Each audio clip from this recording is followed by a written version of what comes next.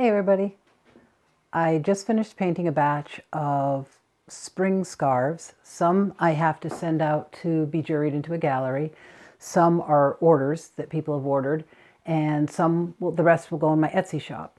And for the next couple of weeks, I'm gonna be rolling out some more scarves and some lighter, more spring colors. I'll still do some muted tones, so I thought today what I would do is make a video of the process that I go through to roll them in the rolls of paper and to put them in the steamer. And probably if I take these two scarves down, you can see the stainless steel silk steamer back there. So that is heating, it's preheating right now. And once I get these all rolled in paper and the steamer is preheated, I'll put them in there. So these are freshly dyed scarves that are dried. So if I was to take these right now and to plunge them into the water, all of the dye would just wash out. But with the process of steaming them for 2 to 3 hours, depending on how big my roll is, how many scarves I have in there, it helps the dye join molecularly with the silk itself. So if you think of it in terms of, say when you're doing acrylic painting, oil painting, or watercolor painting, you're taking a substrate, which is your paper or your canvas, and you're putting a medium over that. So you're putting acrylic paint over it or oil paint over it, and you're actually hiding the substrate. With silk painting, at least there's two different types of silk painting. There's one that's done with silk paints and one that's done with silk dyes, and that's what I'm talking about here. I use the French steam set dyes, DuPont. And so once these are dyed and once they're steamed, the dye isn't covering the silk after it's been steamed. The dye molecules have joined with the silk molecules and the color has actually become the silk. And that's why it tends to be so shimmery. If you can see now, they look a little flat. They don't look shiny like you think of silk looking. I don't know how easy it is to tell on the video, but after these are steamed, I'll wash them, hand wash them with some soapy water and then rinse them out. And after that, when they're dry and ironed, there'll be that flowy, silky, shimmery look again. And that's because all of the excess dye has been washed off of the surface and it's just the dye molecules that have joined with the silk that are left. So that's just kind of always fascinated me. So let me get my steamer heated up and get my roll of paper ready, and then I'll come back and show you how I roll them. So you can probably hear that the steamer is bubbling away. You may or may not be able to hear that the steamer is bubbling away in the background, getting heated up. So I'm going to start rolling, and I'm going to double up my scarves to save steaming paper that I need to cut. You can reuse the paper, especially on light colors. So, but I still like to double up, but I want to double up with light colors. So, dark colors together, light colors together. And if you get any wrinkles in the silk while you're rolling them, while you're laying them out or rolling them, they'll steam in to the silk in the steamer and you won't be able to iron them out.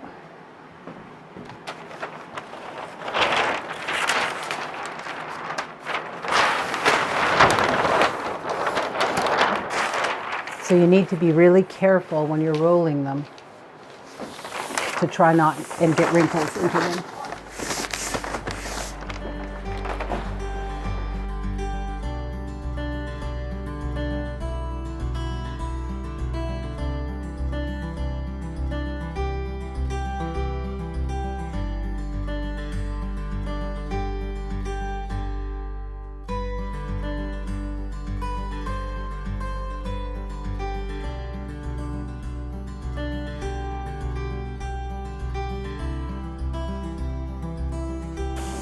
You can sort of feel along the paper as you're going to try to make sure you're not getting wrinkles in it, getting wrinkles in the silk.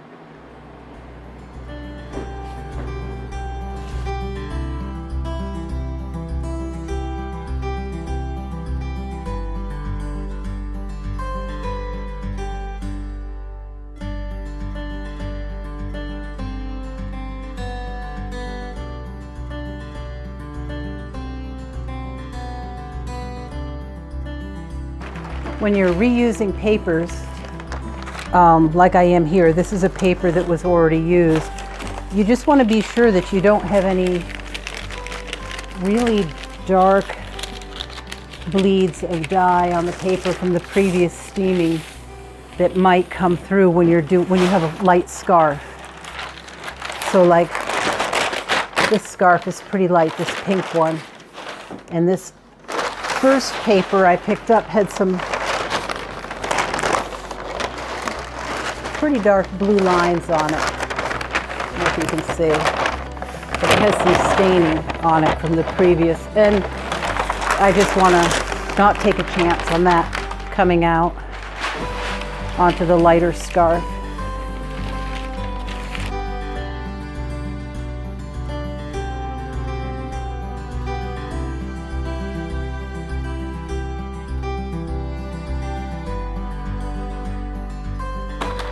I don't know if you can see in the video, but the steam is starting to come out of the steamer in the background. So it's good and preheated, ready to go.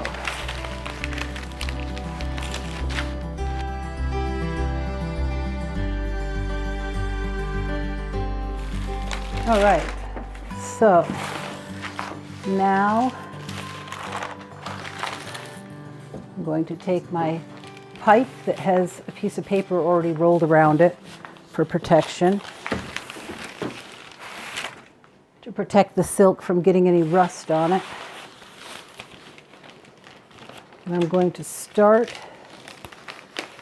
rolling this up.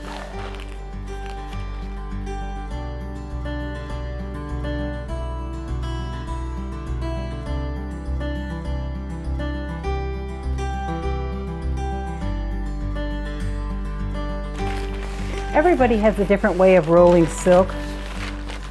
I've seen people do it in so many different ways, and everybody seems to just sort of have a certain method that they're comfortable with. Sometimes I use interfacing to roll it in, which is reusable, and you don't have to worry about the paper, you know, the whole environmental thing.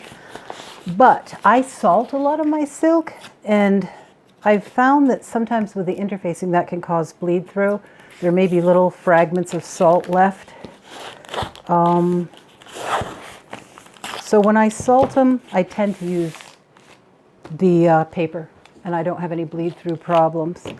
Okay, so I'm going to take one more sheet of paper. This time it can be a dirty sheet from one of your previous steamings.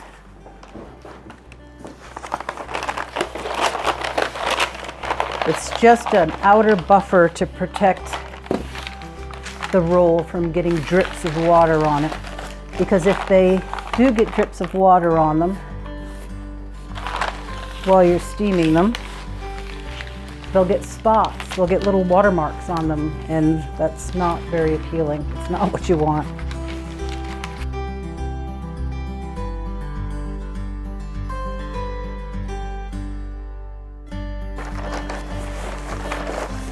Taking your time with your roll, making sure that you get everything really rolled up nice and flat with no wrinkles, securely and not too tight, because there again, you don't want to cause wrinkling. You don't want the silk to crinkle. And, but you want it snug. You want it loose enough that the steam can get into the roll.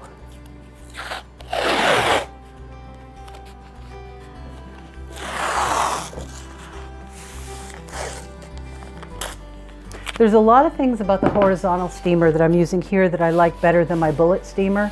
And one of them is you don't have to worry so much about the water dripping down or bubbling up when you do the bullet steamer, the horizontal steamer, and you steam this way. You have to cap these ends off pretty good and be real careful that you don't get that kind of water drippage going on.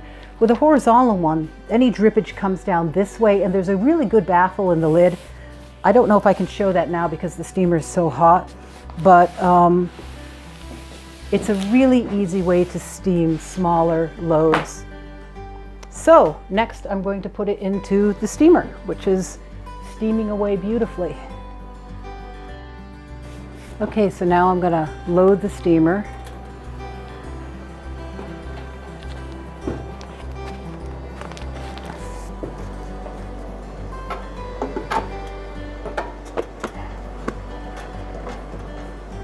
Make sure that the roll is turning freely. And then close it up. And in 2 to 3 hours, it's 3:45 now, so 2 to 3 hours, I will take the roll out and wash and rinse the scarves to get all the excess dye off, and then they'll be ready to iron and they'll be done. Catch you later. Okay, so it's now 20 after 6, and I am going to pop this out of the steamer. I'm going to shut the garland off.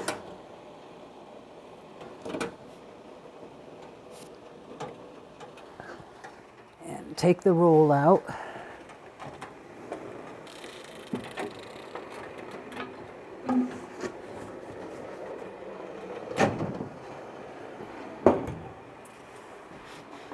And I'm going to try to swing the camera over to the other side. Let's see how that works. Take you for a ride. Here we go.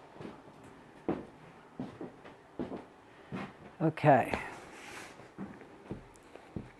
So I'm going to pull the, let's see, where can you see this? This way. I'm going to pull the tape off.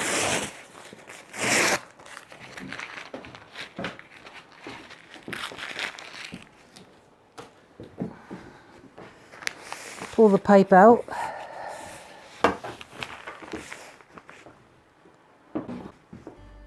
And unroll.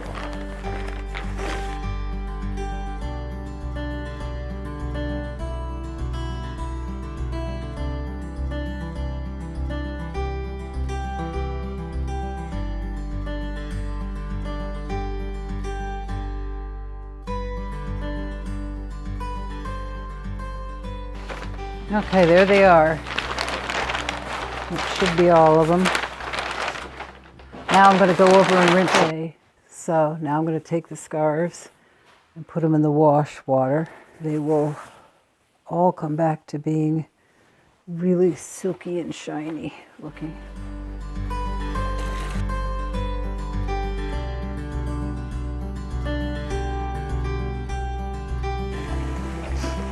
Okay, so I'm going to finish rinsing these, and then I'll put them in here and rinse them, and then I'll pull them out and roll them between towels to get the excess moisture off.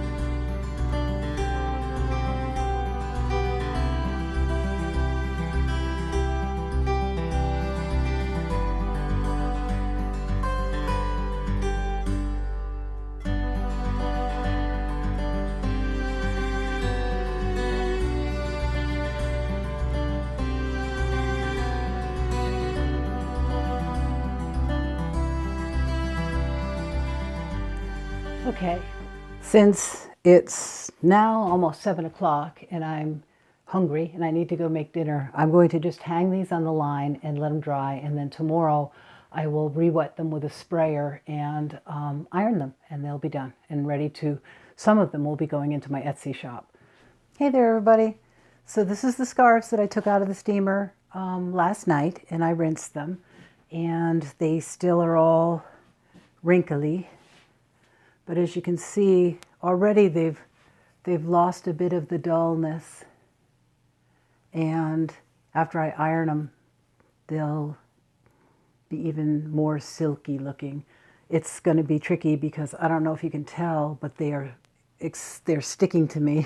They're extremely staticky. So ironing them is going to be a challenge. But I do have my trusty spray bottle, and my iron is preheating.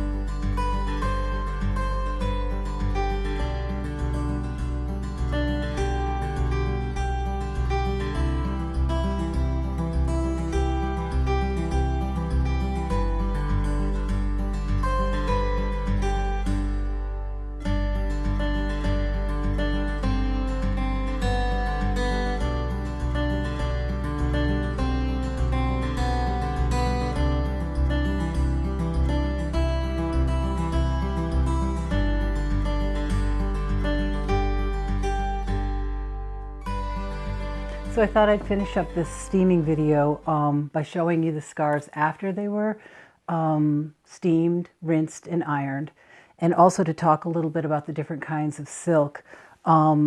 This silk is what's called habitai. The procedure that I used on this one was the silk technique. I have other videos on YouTube showing you how to do the silk technique, and that is what makes this just gorgeous modeled textured design on here, and I really love that. And I'll see if I can show you closer up. As a matter of fact, if I fold it, there, it's a really pretty effect. So habitai is also called China silk. It's a very thin silk. I don't know if you can see through this, but it's very, very thin and very whisper light. And it's a delight to paint on. Takes resist super well. You don't have to worry about it going through because of the thickness of the silk, like say with charmeuse and thicker silks like that. I happen to really enjoy painting on charmeuse when I do my landscape paintings, and for certain techniques on silk, but this is just really dreamy for block printing. Charmeuse tends to be a little too thick for the block printing to go all the way through if you're using resists, and that can cause dye to leak around the edges. So that's one. These are also habitai. So these are just the dye on the habitai or China silk.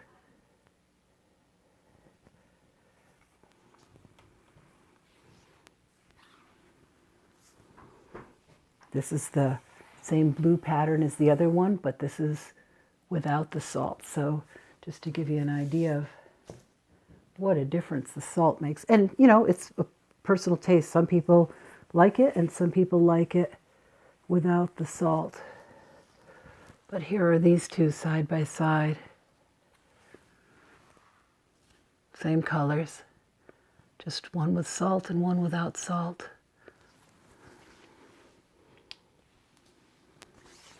And this one is also the habitai China silk.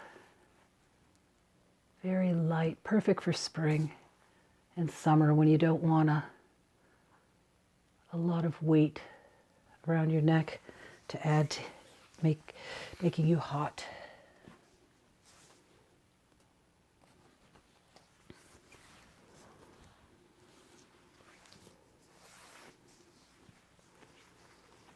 And this one is neat. This one I also did the silk technique on, but because they're pastel colors, the salt technique is very subtle. It's not as dramatic as it was on the other ones, but you can still see it. But this is satin chiffon stripe. So there are alternating stripes of satin and chiffon, and it's a really pretty silk. The satin is just so shimmery in the light, and the chiffon is see-through and has sort of a lacy feel to it.